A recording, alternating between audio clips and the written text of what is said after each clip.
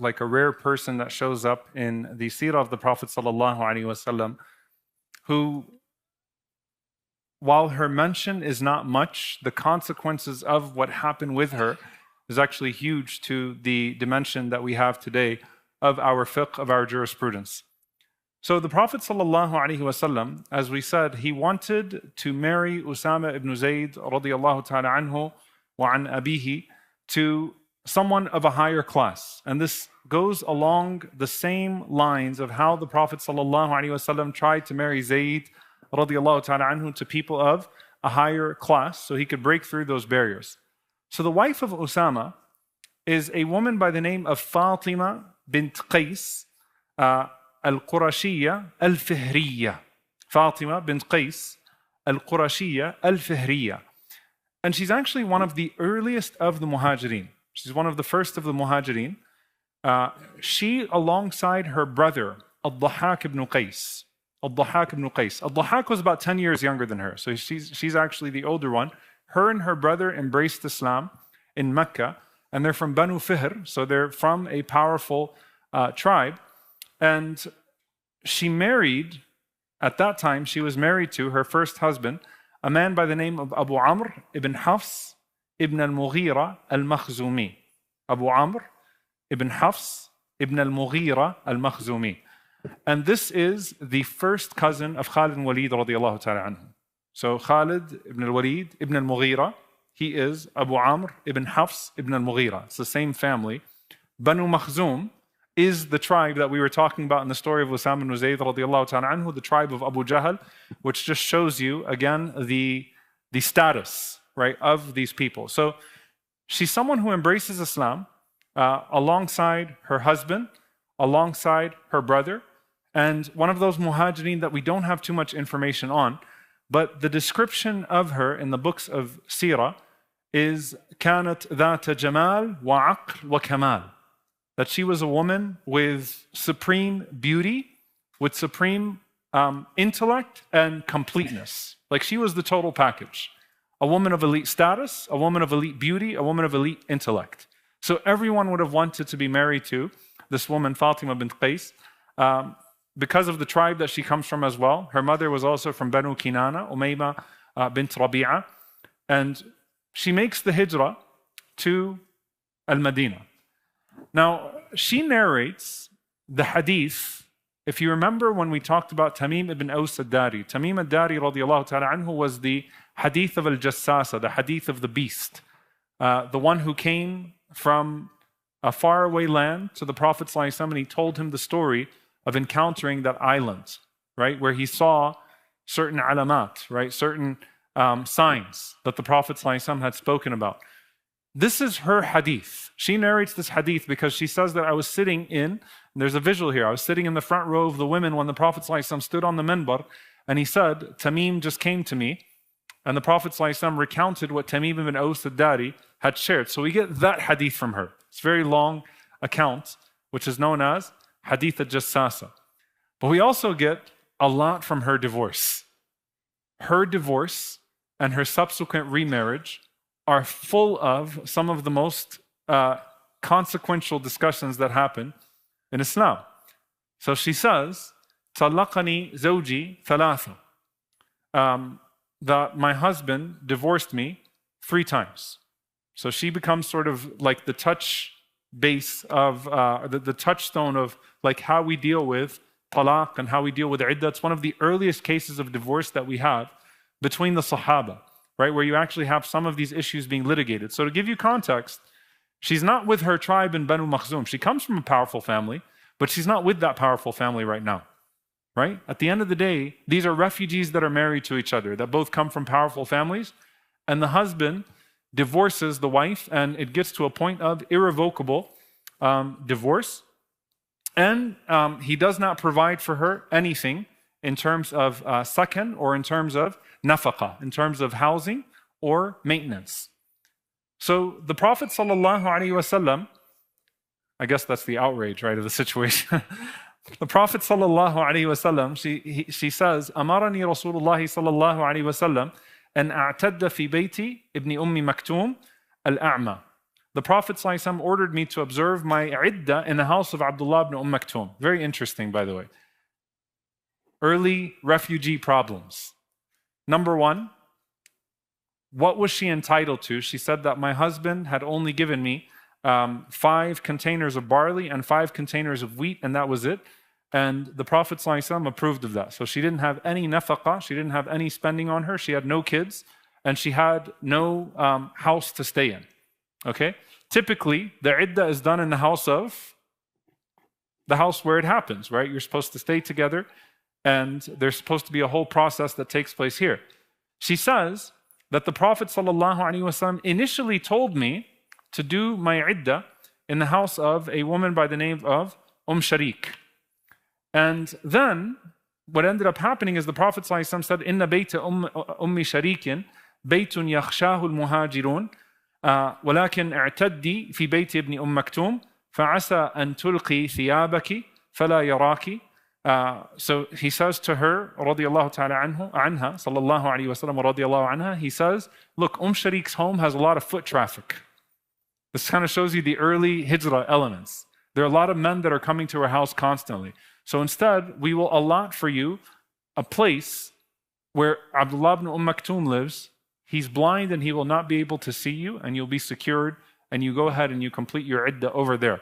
So this is a very different type of divorce, marriage, iddah situation that's taking place here. And it becomes a source of contention later on in terms of like, what are the rights after a divorce, and how are the Sahaba supposed to make judgments, and how are the Imams supposed to make judgments in this regard. This is also, mind you, before many of the hadiths of hijab the ayat of hijab were revealed. The ayat of hijab are 4 years into the hijrah. So the hijab has not been made mandatory yet, right? Many of the laws of how genders should be were not yet revealed. So this is a case in early Islam that happens here. But I don't want to stop there. I'll get back to how this comes up later on in her life. But we come to her marriage to Usama. The way that her marriage to Usama happens is actually powerful. So Abu Bakr ibn Abi Jahm, Abu Bakr ibn Abi Jahm, he narrates this hadith. He says that I heard Fatima bint Qays say that the Prophet ﷺ said to me to go and complete my iddah in the house of Ibn Maktoum, and when you become lawful, tell me. Meaning the Prophet ﷺ is saying, tell me so I can find you a husband. So I told him. And then the Prophet ﷺ said to me, has anyone sent a proposal to you? So I said, Muawiyah and Abu Jahm. Muawiyah and Abu Jahm. Now, this shows you her status. That before she's even done with her iddah, 2 men already have their proposals. I mean, she's beautiful. She has a lot of intellect. She has a lot of status, tribal lineage, all that is there. And she's getting 2 proposals from these 2 men. So the Prophet ﷺ responds, and he says, أَمَّا مُعَاوِيَةٌ فَرَجُلٌ تَرِبٌ لَا مَالَ لَهُ. As for Muawiyah, he's a poor man who doesn't have money. Pause here for a moment. Some of the ulama say, is this Muawiyah ibn Abi Sufyan or another Muawiyah? Okay? Because Muawiyah ibn Abi Sufyan comes from wealth. So is this Muawiyah ibn Abi Sufyan or is this another Muawiyah? It could honestly be both. But one of the narrations actually says Muawiyah ibn Abi Sufyan, and we'll make that assumption for a moment. What the Prophet ﷺ might mean is what he meant when Hind bint Utbah came to the Prophet ﷺ and complained about the father of Abu Sufyan, the father of Muawiyah being Abu Sufyan, and said that Abu Sufyan is rajulun shahih. He's cheap, he's stingy. He doesn't give me my basic rights. So it might be, some of the ulama say it might be that the Prophet ﷺ is not saying that he's actually poor, but that he lives a rough life that he's going to withhold from you, right? Or it could be that because of the political circumstances or social circumstances, that at that time, it's wartime or whatever it may be, that Muawiyah actually did not have enough money. Allah knows best, right? But take the maqsood, take the what's being alluded to. The Prophet ﷺ said, Muawiyah is a man who's not going to spend on you. And the Prophet ﷺ said, as for Abu Jahm, he said, sallallahu alaihi wasallam, that rajulun darrabun linnisa. He's a man who hits women. He's a man who hits women. Some narrations, the Prophet ﷺ said, he's a man who doesn't put down his stick. So some of the ulama said, it either means he travels all the time or he hits, right? He hits with his stick. In some narrations, though, the Prophet ﷺ says, darrabun lin-nisa, like the Prophet ﷺ says, he hits women, right? So he carries his stick. So the Prophet ﷺ said, I advise you to avoid both of them. The ulama take from this the ruling of the permissibility of warning someone of a harm that's coming their way, right? So this is one of the exceptions to the rule of ghiba, right? The rule of backbiting. You don't talk about people for the sake of talking about them. You don't talk about it as a pastime. But if there is a legitimate concern to withholding information from someone, then you should share that information with that person so that they don't find themselves in a bad situation. So if you read any book on, even if you go to Ihya Ulumuddin or you did Mukhtasar Manhaj al-Qasidin here, right? When you look at the permissible cases of ghiba, this is the hadith that will be used as one of the forms of dalil. The evidence is that it's permissible to warn someone if a harm is coming their way. So the Prophet ﷺ said that, look, Muawiyah is not going to spend on you, or Muawiyah doesn't have money. And secondly, as for Abu Jahm, then he's someone that is potentially abusive. The irony is that the hadith is narrated by who? The son of Abu Jahm. The son Abu Bakr ibn Abu Jahm. And I actually went into the books of Rijal to make sure it's actually his son, not just someone named Abu Bakr ibn Abu Jahm. No, this is actually Abu Bakr ibn Jahm ibn Sukhayr. So this is actually his son narrating the hadith about his dad's rejected proposal, okay, from the Prophet ﷺ. So then what happens? The Prophet ﷺ says, I have a better idea for you. Why don't you marry Usama? فَقَالَتْ بِيَدِهَا هَكَذَا Usama? Usama? She said, what? Usama? Usama? You want me to marry Usama? Okay. Why? Again, like, come on, Banu Fihr, Qurashiyya, you're telling me a minute. Muawiyah and Abu Jahm. And by the way, what lends to the idea that this is the Muawiyah is that there's a whole story that goes on in Islamic history where Dhahak ibn Qays, her brother, becomes one of the generals of Muawiyah later on. So clearly there's a Banu Makhzum connection here. Her first husband is there, and there's a connection at that level, right? But she says, Usama? Usama? Prophet ﷺ said, listen, Ta'atullahi wa ta'atu rasulihi khayrun laki. Obeying Allah and obeying the Messenger is better for you. So this is what I'm advising you. Like, I know what I'm saying. SubhanAllah, with Zayd and Ayman, right? You want to marry a woman from Jannah? This is that. So she says, my initial was like, no way. So she said, tahawunan, she's saying about herself, bi amri Usama, like I was belittling Usama. Then I said, when the Prophet ﷺ said that, sam'an wa ta'atan lillahi wa li rasulihi fazawwajnihi, that I said, I hear and I obey Allah and the Messenger ﷺ, so marry me to him. She said, فَكَرَّمَنِ اللَّهُ بِأَبِي زَيْدٍ وَشَرَّفَنِ اللَّهُ وَرَفَعَنِي بِهِ.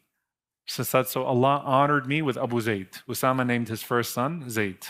Zayd ibn Usama ibn Zayd. So she became Zayd. So she said, كَرَّمَنِ اللَّهُ, Allah honored me, karam, gave me karam through Abu Zayd, and He gave me nobility through him, and Allah Azza wa Jal raised my rank through him, radiyallahu ta'ala anhu wa anha. And so it actually became a very beautiful marriage, and a marriage that, subhanAllah, succeeded, right? Despite the class differences between the two. And she remained sort of a reference point on issues concerning divorce, and issues concerning iddah, and issues concerning nafaqah, the spending and the maintenance after a person is divorced. And there's a huge debate that took place because Omar radiallahu ta'ala anhu in his khilafah did not want to rule by her situation. He saw it either as maybe she made an error in her memory of how things went down, or maybe there was some exceptional case to her. But Umar radiallahu ta'ala anhu wanted to rule by what he knew of Allah and the Messenger sallallahu alaihi wasallam's ruling in this regard, of the woman staying in the house of the iddah, and the certain junctures at which support is cut off, and how pregnancy is taken into consideration, not taken into consideration. So that does exist in the case of a discussion and dispute between Umar radiallahu ta'ala anhu and her. But the last thing that we have about her radiallahu ta'ala anha is that when Umar radiallahu ta'ala anhu was assassinated, في بيتها اجتمع أصحاب الشورى عند قتل عمر بن الخطاب رضي الله تعالى عنه وخطبوا خطبتهم المأثورة. It was in her house that the shura actually convened. The 6 companions convened in accordance with what Omar radiallahu ta'ala anhu had decreed, which shows you that she maintained a status in society and amongst the Sahaba as well. Right? She maintained a certain status amongst the companions as well. And it was there that they deliberated and that they debated about what would happen with the Khilafah. So that discussion, the choosing of the 3rd Khilafah, happened in her living room, radiallahu ta'ala anha. And as Zubayr radiallahu ta'ala anhu says about her, وَكَانَتْ امْرَأَةً بَخُودًا وَالْبَخُودُ النَّبِيلَةً, that she was a woman of great nobility, and that amongst those that narrated from her, and it became sort of Islamic history and fiqh and jurisprudence, were Ash-Sha'bi and Abu Salama. So this was the woman that the Prophet ﷺ married Usama ibn Zayd to, and it is from them that you then have the children that come, and all of this gets absorbed into the lines of the chains of narration. May Allah subhanahu wa ta'ala be pleased with Usama radiallahu ta'ala anhu, his beloved one, the son of his beloved one, and may Allah join us with our beloved one, sallallahu alayhi wa sallam, fil firdaus al-a'la, and may Allah azza wa jal allow us to implement and practice and act upon what we learn from these noble stories, and to be noble like these people. And may Allah subhanahu wa ta'ala allow us to transcend the artificial divisions and demarcations of man. Allahumma ameen. Barakallahu feekum. Wassalamu alaikum wa rahmatullahi wa barakatuh. Hii ni An-Nisaa TV.